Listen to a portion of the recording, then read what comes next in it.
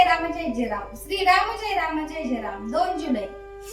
गुरुसेवा करणे म्हणजे काय?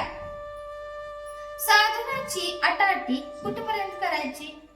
जप, तप, नेम, याग वगैरे आपण कशाकरिता करतो?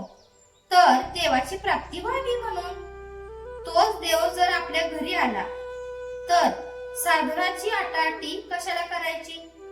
म्हणून साधनाची अटाटी करण्याचे कारण नाही तर त्याचाच अभिमान होतो आणि मिळवायचे ते बाजूलाच राहून उलट तोटा होतो.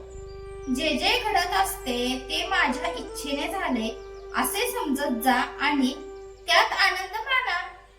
तुम्ही जी जी गोष्ट कराल त्यात मला आठवा. गुरुभक्ती करायची म्हणजे काय? त्याच्या देहाची सेवा करणे हीच गुरुची सेवा असे तुम्हाला वाटते का?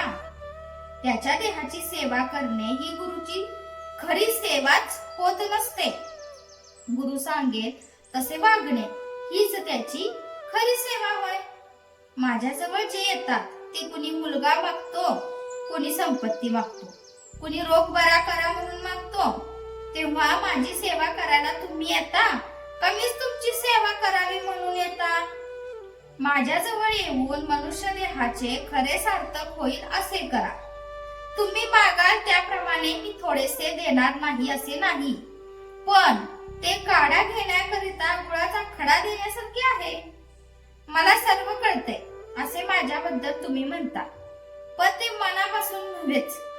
कारण ज्याला असे खरोखर वाटत असेल त्याच्या हातून पाप कर्म होणारच नाही. ज्याची वृत्ती माझ्याशी एकरूप होईल त्यालाच कळेल की मला सर्व कळते आहे.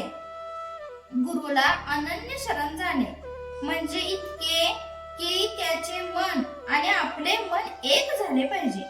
म्हणजे दैववशात जरी आपण गुरुपासून दूर असलो तरी मनाने त्याच्याशी संलग्न असल्यावर त्याच्या पाशीच असू.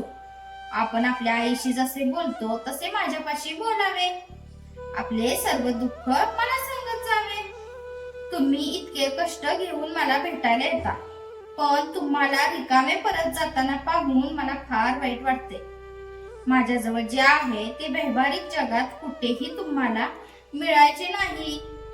ते म्हणजे भगवंताच्या नामाचे प्रेम होय. सगळ्या प्रपंचात खरी विश्रांती असेल तर ती नामस्मरणातच आहे. ज्याला मी भेटावा असे वाटते, जो माझा म्हणतो त्याला नामाचे प्रेम असलेच पाहिजे. जय जय रघुवीर समर्थ. आजचे बोधवाक्य. नामावर प्रेम करणे म्हणजेच माझ्यावर प्रेम करणे.